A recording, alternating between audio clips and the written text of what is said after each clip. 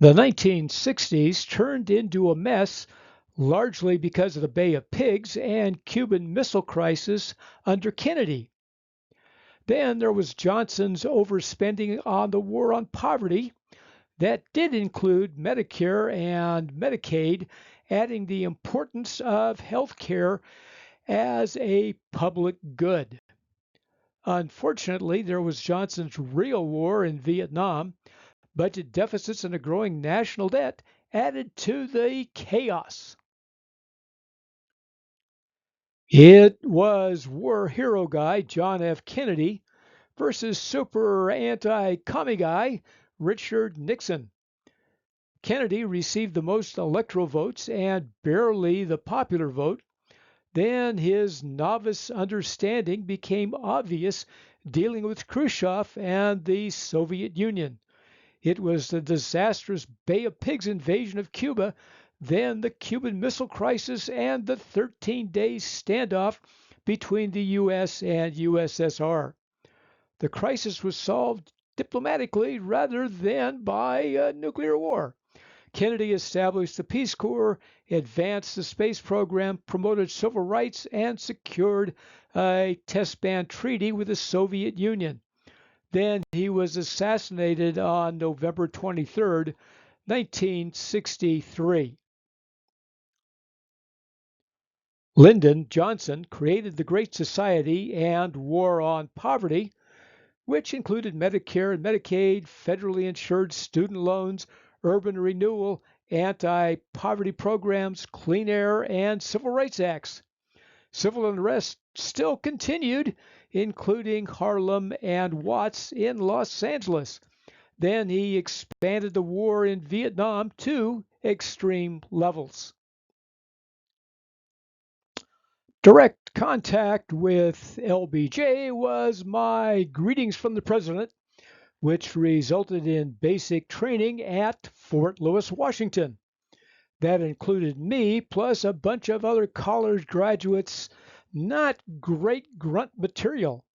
I missed Vietnam by being stationed in South Korea at a surface to air missile site that froze over in the winter.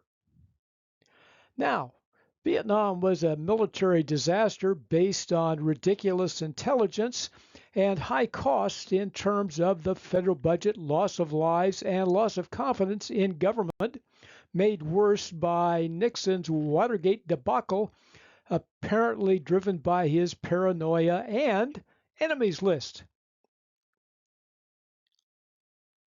Let's turn to eating. The 1960s food story was a continuation of the 1950s, emphasizing convenience with simple home cooking. Progress meant improved TV dinners and packaged snacks.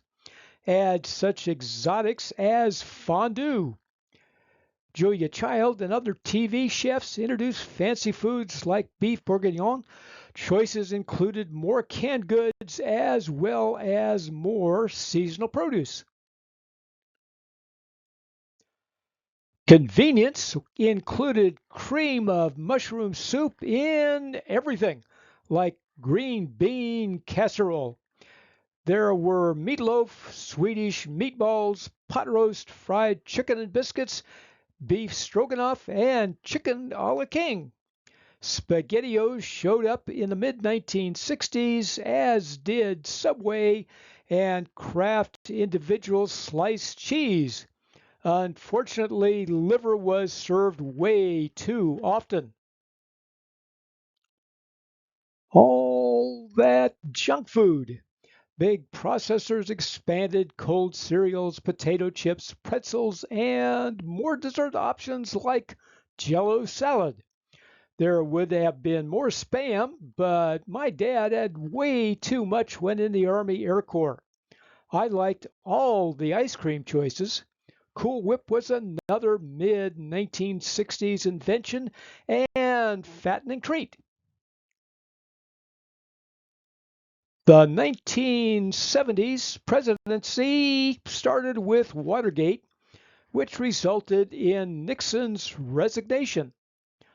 Then we had stagflation with the misery index adding the inflation rate to the unemployment rate in double digits for an extended period. That didn't improve under Jimmy Carter. All this and more next time on Food History and Mystery.